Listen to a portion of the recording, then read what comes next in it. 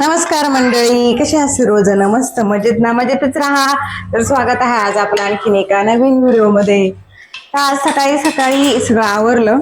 तो शाळेत गेलाय आणि आज बरेच दिवस झाले माझं चाललंय, म्हटलं ते नाही का शिंगोळी तर येतेच बरं का मला, पण आज गोळ्याचं कालवण करायचंय. तुम्हाला माहिती का हे पण नक्की मला सांगा.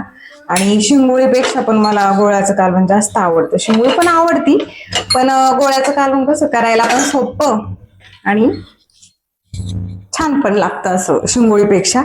म्हणून तर त्याचीच मी इथं तयारी केली. तर हे खुरासणं वगैरे काळ्या मसाल्यातच करतो ना, तर मग खुरासणं तर लागतच. म्हणून मग मी खुरासणं, कांदा, आणि तो कांदा जो आहे ना तो मी चुलीतून भाजून आणलेला आहे.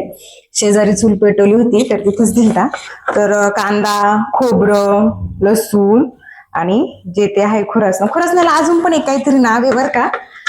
मला नाही माहिती, तुम्हाला माहिती असेल तर सांगा. काय म्हणजे कसं आहे, प्रत्येक जागेनुसार मी पण असे बऱ्याच जणांची व्हिडिओ पाहते ना, तर काहीतरी अजून पण एक नाव आहे त्याला. म्हणजे आता काहीतरी आहे, एक कोणत्या तरी साईडला त्याला वेगळंच काहीतरी म्हणतात, पण मला आता नक्की माहित नाही.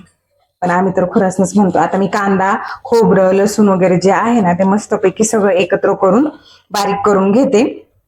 थोडीशी कोथिंबीर पण टाकलेली मी त्याच्यात. म्हणजे आईला विचारलं होतं मी. शिंगोळी तर मी 2-3 वेळा केलेली आहे, तुमच्या बरोबर नाही शेअर केली मला वाटतं. हा, नाहीच केला, तो व्हिडिओ नाही केला. तर मग ते वाटण तयार केलं आणि इथं बघा एवढं असं पीठ राहिले. तर म्हटलं चला आज गोळ्याचं कालवण करून घेऊया. गोळ्याला जास्त पीठ नाही लागत, शिंगोळीला जास्त पीठ लागतं त्यामुळं. आणि थोडस आहे पीठ, थोडं ठेवलंय मी अजून, जरी कधी लागलं आपल्याला एखादं सूप वगैरे त्याचं मस्त होतं असं. तर मीठ आणि थोडस लाल तिखट टाकले. माझ्याकडे नाहीये, पण तुम्हाला नाही म्हटलं मी बाजारातून आणलेलं ना, तर त्याच थोडस त्याच्यात टाकते लाल तिखट.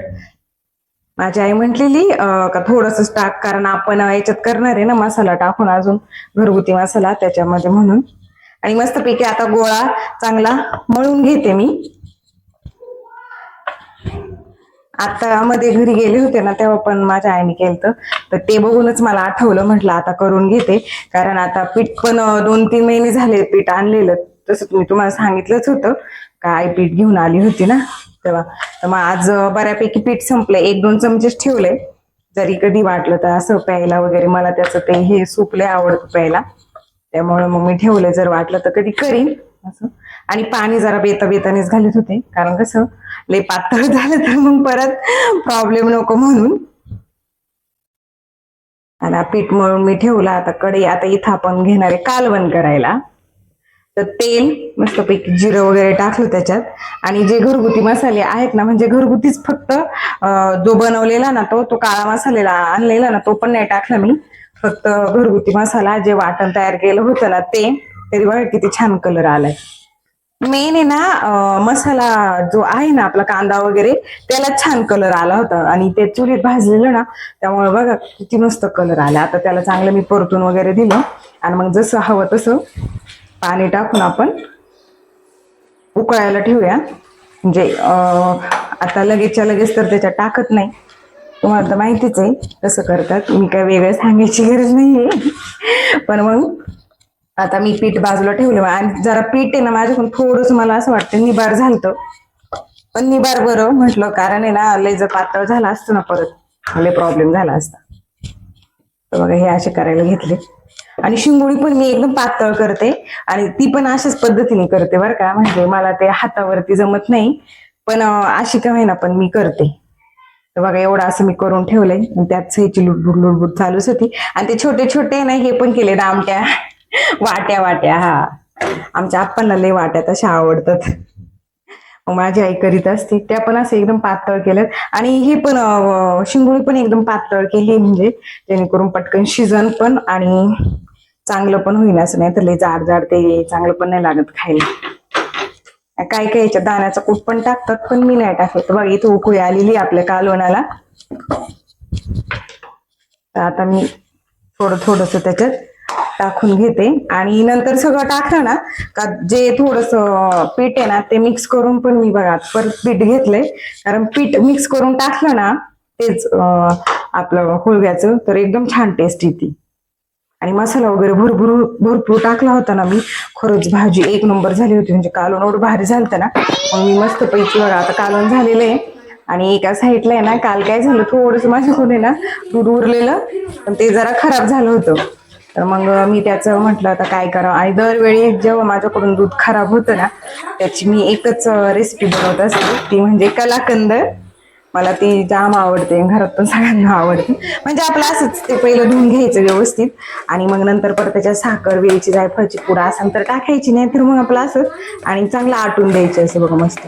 आणि लय छान लागतं खायला. मग आम्ही हे संध्याकाळी खाल्लं होतं पार. सगळं जेवण वगैरे झालं. मग दुपारी जेवण वगैरे केलं मस्त. मुलं खेळत होती बाहेर, तर त्यांना म्हटलं की चला आपण ऑरेंज खाऊया. आणि तुम्हाला सांगू का, म्हणजे मागं पण मी सांगितलेलं तुम्हाला, हे ऑरेंज एवढं छान लागतं ना, आणि वेगळंच आहे अहो. दरवेळी असं म्हणजे आपण जे आणतो ना मोठे, ते नाही, हे एकदम छोटे छोटे आणि टेस्टला तर एक नंबर लागतात. ते गोड गोड. आणि मला तर असं वाटलं आंबाच खाते. आणि चिकूला पण मी म्हटलं खा, तर त्याची रिएक्शन खरंच बघण्याजोगी होती बरं का. तो माझ्याकडे असंच बघत राहिला, म्हणतो अगं किती भारी लागते बघ असं.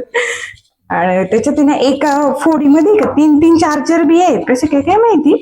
पण कदाचित आपण म्हणतो ना असं काय गावठी वगैरे किंवा असं इलायची असं काहीतरी असू शकतंय ते, म्हणून. तर मग आज संध्याकाळचा बेद आहे आमचा बघा, हे करायचं आम्हाला, ते म्हणजे वेफर. होळीच्या टायमाला आप्पांनी ना बरेचसे बटाटे आणले होते.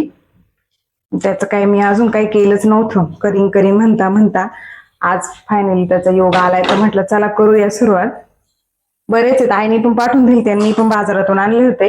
तर इथं मी आता म्हटलं बाहेरच करूया, म्हणून मग मी अगोदरच पाणी बिनी सगळं रेडी करून ठेवलंय. आणि बघ एवढेसेच बटाटे आहेत, पण भरपूर मोठे आहेत. मी म्हटलं आता याचे किती होतात किती नाही काय माहिती, पण आता मग ते सगळे साळून बळून घेते.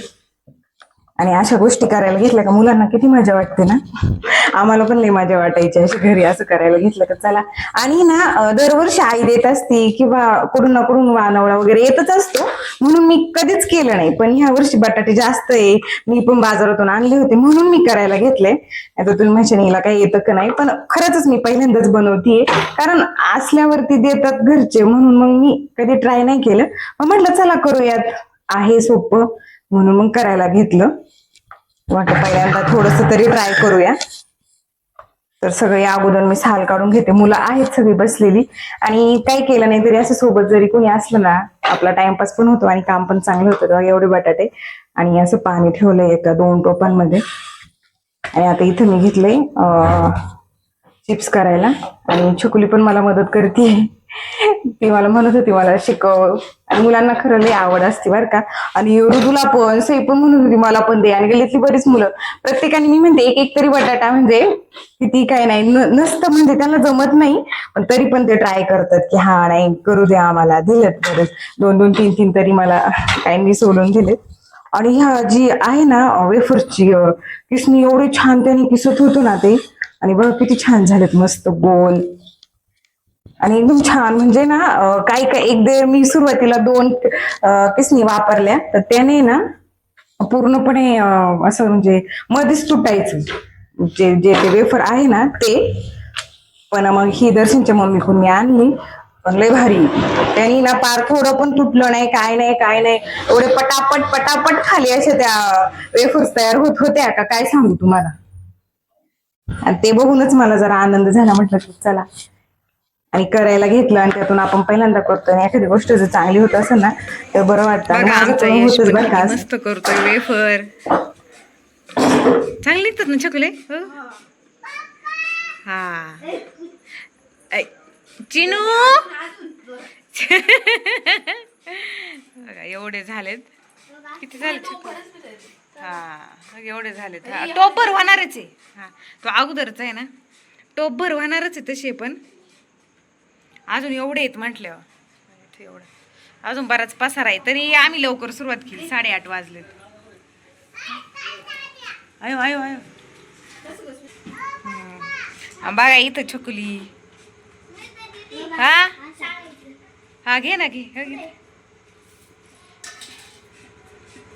पोरांची कशी हाऊस, मला दे मला दे मला दे, थोडं थोडं. म्हटलं करा तुम्ही पण, मस्त सगळ्यांचे हात लागतील. 2-2, 3-3 किसले तरी तेवढंच मला. हळूहळू किसा. ते राहू द्या, वाटलंच ते मी नंतर करीन. राहू दे चकुले ते. हा, याच्यात टाक परत. दुसरा मोठा घे. ऋतू तू नको लय नुसतं हात घाल. हा तो किस. टोप भरणारच एवढं आता. हा येतोय.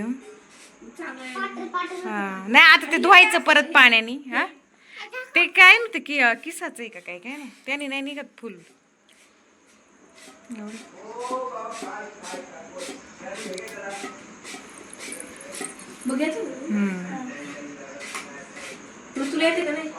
त्याला नाही नाही नको तू ते उगाच हाताला बिताला लागल. हा तुला येते ना. बरं बघू. आणि बघा एवढे असे वेफर झाले तयार. मला वाटलं खूप म्हणजे थोडीशीच होती बरं का, एकदम कमी, पण बऱ्यापैकी झाले. पण आता म्हणतात ते वाळून कमीच होतात. तर उद्या समजन. उद्याचा पण व्हिडिओ पाहायला विसरू नका, कशी करते मी काय. आणि जरी तुमच्याकडे काही नवीन आयडिया असेल किंवा काही माझं थोडंसं चुकलं असेल तर तुम्ही पण मला नक्की कमेंट मध्ये सांगा की हे असं ते तसं. काही कसे छान टिप्स ट्रिक असतात. त्यामुळं एकदम छान मस्त झालं.